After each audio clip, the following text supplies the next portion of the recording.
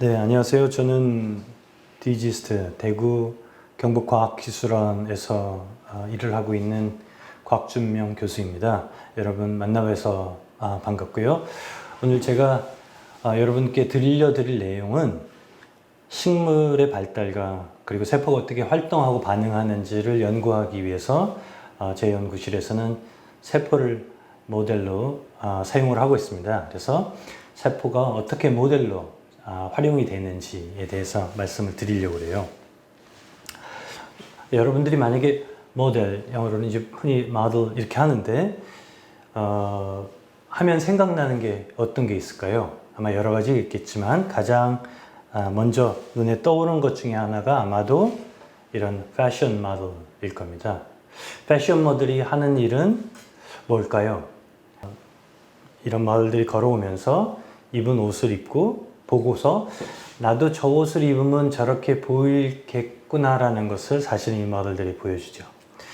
또 모델 중에 여러 가지가 있는데 오늘 또 하나 보여줄 거는 이 모델 하우스라는 것입니다. 이것은 우리말로는 한국에 와서 알게 된 게 견본주택이라는 것인데 어떤 모델 하우스에 들어가서 그 내용을 보고 안에 설치되어 있는 가구나 이런 걸 보면서 내가 이 집을 사면 또는 이 아파트를 사면은 이렇게 살겠구나 이렇게 꾸며놓고 하는 것을 보여주는 거죠.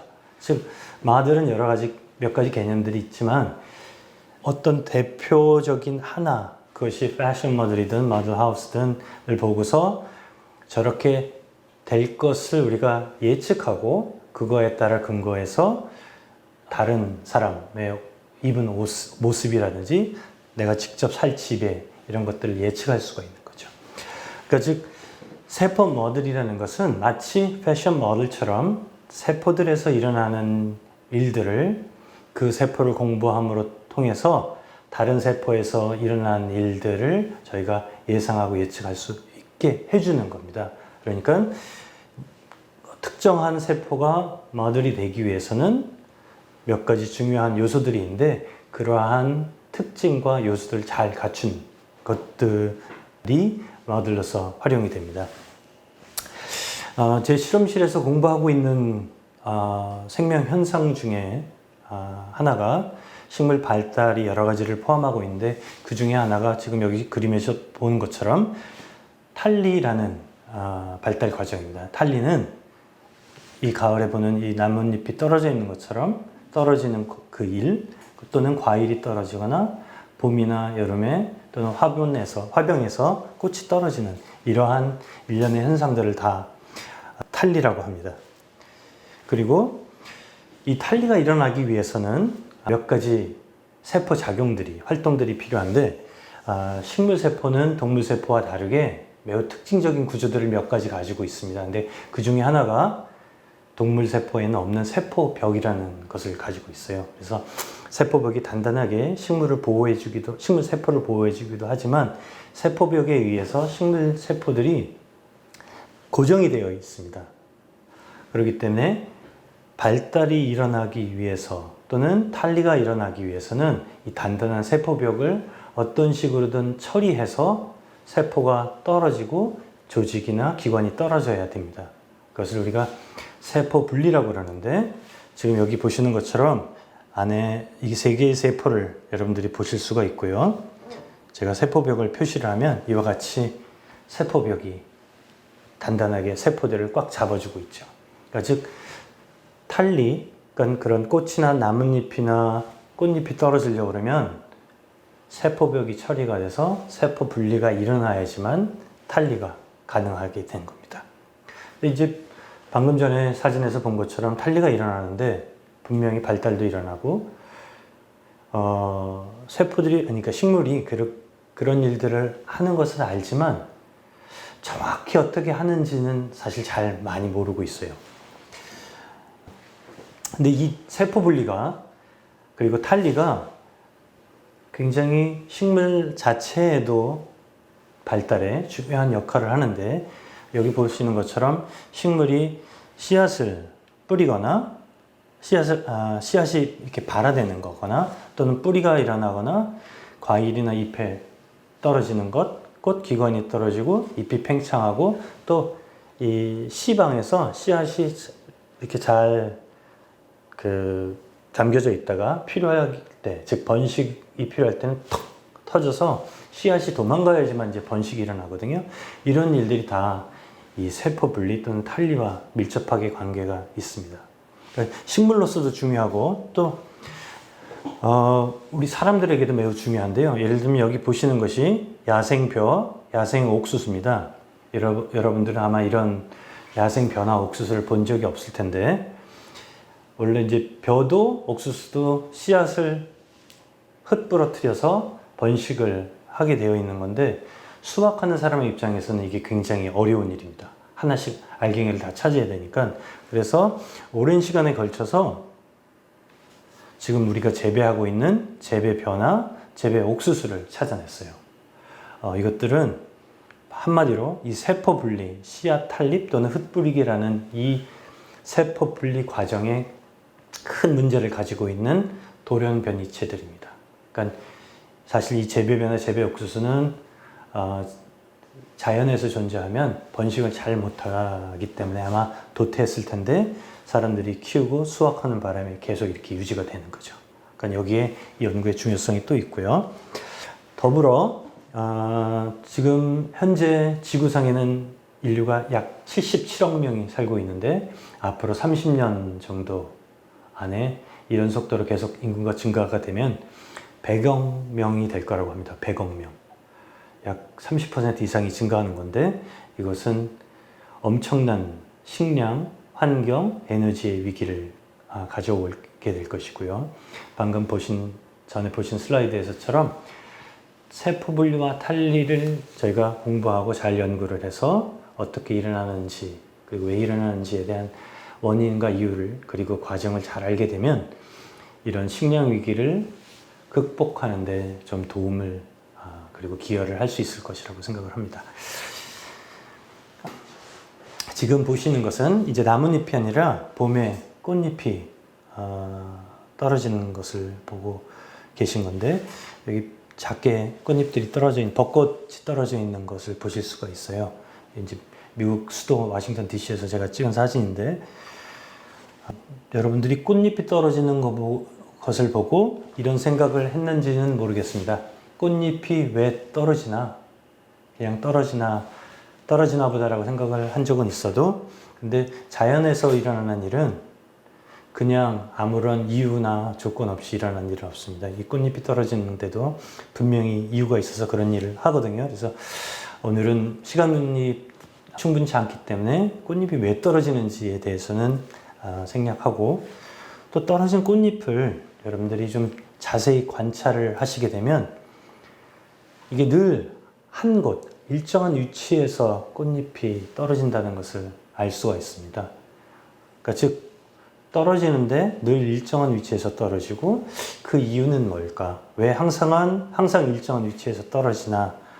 라는 질문에 대한 해답을 갖기 위해서 저희가 연구를 몇 년 전부터 시작을 했고 이러한 질문에 대한 대답으로 모델 세포가 아니라 모델 식물을 이용을 합니다.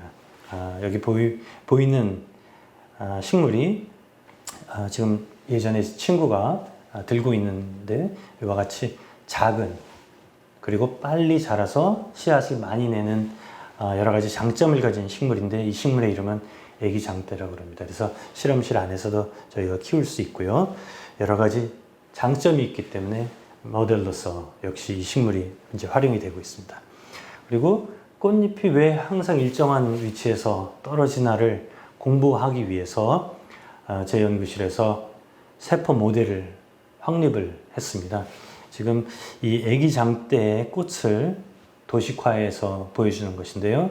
식물 본체가 있고 꽃잎, 꽃받침 그리고 이렇게 꽃잎과 꽃받침이 이렇게 맞닿아 있는 이 지역을 탈리 지역이라고 합니다. 그러니까 즉 꽃잎이나 꽃받침에 있는 세포들과 식물 본체에 있는 세포들이 서로 이웃해서 탈리 지역을 구성하고 있죠. 이것을 저희가 전자현미경으로 좀 살펴보면 원래 색은 없지만 여러분들이 보시기에 편하라고 색을 넣었습니다. 이렇게 빨간색으로 식물 본체에 표시한 것이 저희가 이름을 한글도 지어주고 영어도 지어줬는데 우리말로는 잔존세포라고 이름을 지어줬고요. 그 다음에 떨어지는 쪽 꽃잎이나 꽃받침에 있는 원래 이 잔존세포와 마주하고 있던 이 지역의 세포 이름은 도망간다고 해서 이탈세포라고 이름을 지어줬습니다. 즉, 이 세포, 두 종류의 세포를 모델로 해서 저희가 왜 꽃잎이 항상 일정한 위치에서 떨어지나 라는 것을 연구를 한 겁니다. 여러 가지 결과들을 저희가 얻었는데 그중 흥미로운 것 중에 하나가 이 이탈세포에, 그러니까 즉 꽃잎이나 꽃받침에 존재하는 이탈세포에 리그닌이라는 복합체가 있어서 이 복합체가 여기 지금 보시는 것이 자외선으로 이 리그닌을 이렇게 쪼이게 되면 이같이 자가 형광을 보이는데 벌집 구조로 생긴 것을 알게 됐습니다. 그래서 이 벌집 구조의 이 리그닌이 여기 있는 세포 하나하나들을 마치 그 치아 교정할 때 치아 하나를 잡아주는 것을 영어로는 브레이스라고 그러는데 그러한 치아 교정기 하나처럼 이 세포들을 하나씩 잡아주는 겁니다. 요 벌집 구조 리그닌을 정말 어떻게 생겼는지를 좀 더 자세히 보기 위해서 동영상을 보여드리면 다음과 같습니다.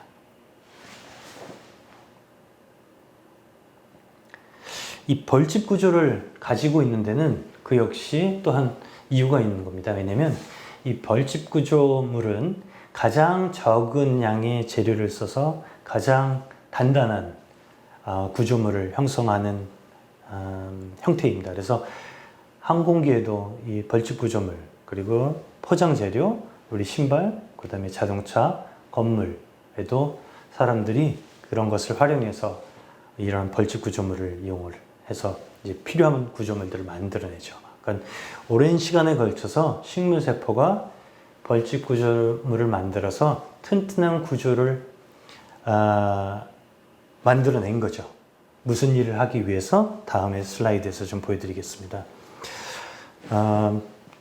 시간이 많지 않으니까 사실은 중간에 더 보여드리면서 설명을 하면 이야기가 쉬운데 결론만 말씀드리면 이와 같이 세포에 리그닌이 존재할 때 이 리그닌들이 그 치아 교정하는 것처럼 우리가 우리말로 분자 울타리라고 얘기를 했는데 이 노랗게 생긴 것들이 이 세포벽을 분해하는 효소들인데 이 세포 안에만 존재하게 해서 리그닌이 꽉 잡고 있기 때문에 세포벽 분해 효소들이 다음 세포들로 가지 못하고요.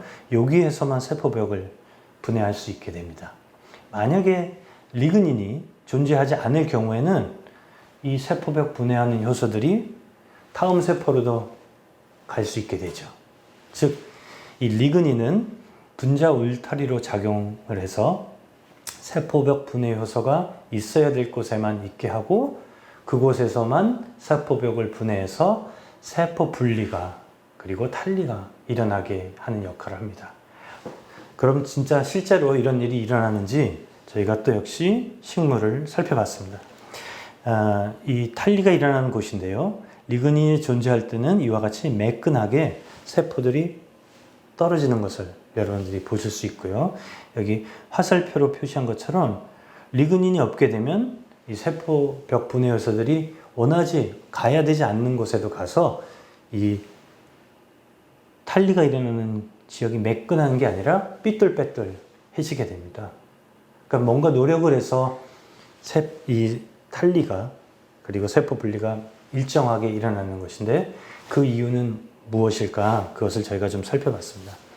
즉 리그닌이 존재하지 않으면 그래서 세포 분리가 정밀하게 일어나지 않으면 어떤 일이 일어나는지를 보려고 저희가 다음과 같은 실험을 했는데 이거 지금 보시는 것은 애기장 때의 그 식물 본체입니다. 꽃잎이 떨어지고 나서 꽃받침과 이것을 꽃을 비커에 세균이 담겨져 있는 비커에 담갔다가 겉에 묻은 것을 다 씻어낸 후에 몇 시간 지난 다음에, 그래서 이제 그동안 그 세균들이 식물세포 안으로 침투할 수 있도록 해주고 나서 요 지역 2와 지역 1을 잘라내서 몇 개의 세균들이 그 안에 있는지를 저희가 실험을 통해서 그 개수를 결정을 했습니다.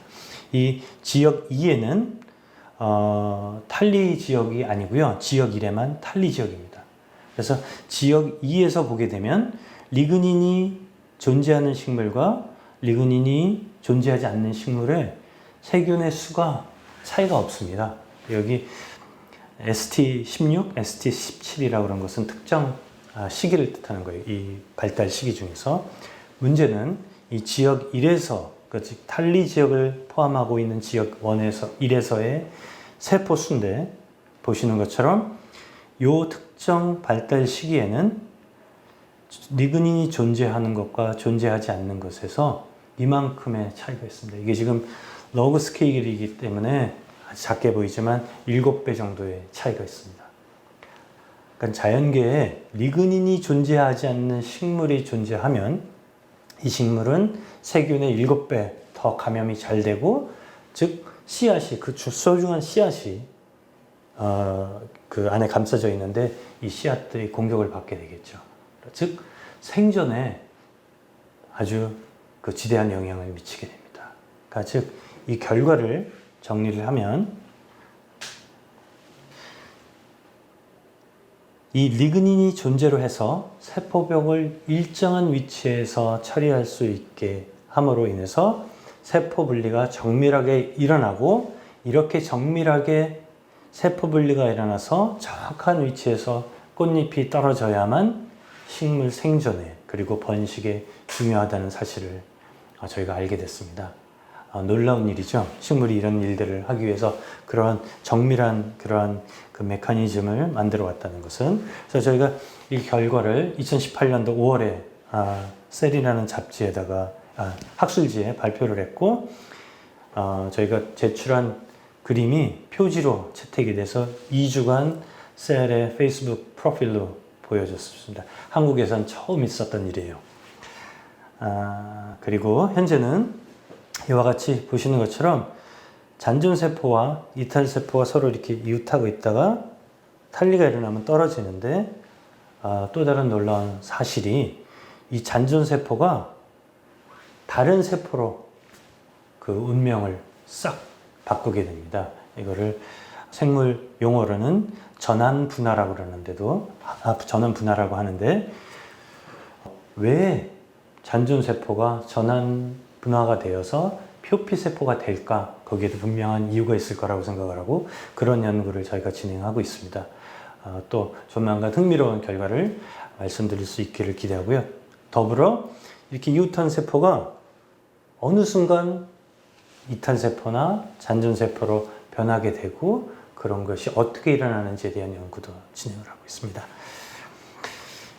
그리고 제 연구실에서 사용한 또 다른 세포 모델 중에 하나는 공변세포라고 하는 것인데, 아마 몇 학생들은 알겠지만 공변세포는 그 식물 잎 표면에 위치하고 있는 아주 특별한 세포입니다. 한 쌍의 공변세포가 이와 같이 기공을 형성을 해서 이 기공의 크기를 조절하여서 광합성을 위한 이산화탄소를 받아들이고 그 부산물로 산소와 그리고 수증기를 내보냅니다. 그러니까 식물이 잃어버리는 그 수증기 95 또는 97% 이상이 이 기공을 통해서 잃어버리고요. 그러니까 식물로서는 물이 필요하다 그러면 이걸 닫아서 물을 보존해야 됩니다. 또 광합성은 이 공변세포가 이루는 기공을 통해서만 CO2, 그러니까 이산화탄소를 받아들이기 때문에 식물은 이 공변세포 그리고 기공 발달을 매우 정밀하게 조절을 해서 광합성도 그 다음에 환경 변화에도 적응을 하면서 살아나갑니다. 이러한 일을 어떻게 하는지를 공부하기 위해서 또 모델로 이 공변세포를 사용을 하는데, 좀 오늘은 역시 그 시간이 다 되지 않아서 그렇지만 이 공변세포의 반응과 발달을 저희가 잘 공부를 해서 이것들이 어떻게 하는지를 알고 그것을 조절할 수 있게 되면 지금 우리가 겪고 있는 지구의 기후변화나 그로 인해서 얻어지는 물 부족 사태, 식량 위기를 해결하는 데 기여할 수 있을 것이라고 생각을 합니다. 오늘 짧지만 여러분들 흥미롭게 들었으면 고맙겠고, 마지막으로 여러분들이 무심코 지나친 자연의 현상들에는 다 이유가 있다는 것을 꼭 기억해 주셨으면 좋겠어요. 이 일들은 그 전에 같이 지금도 있는 분들도 계시지만 실험실에서 같이 연구한 분들의 노력으로 이루어졌습니다. 여기에 계신 분들 다 제가 드릴 수는 없지만 모든 사람의 노력이 오랫동안 그리고 여러분들이 부모님이 내주신 세금에 의해서 이런 일들이 가능해졌다는 것을 말씀드리고 이상으로 마치도록 하겠습니다. 감사합니다. Good friend, KSMCB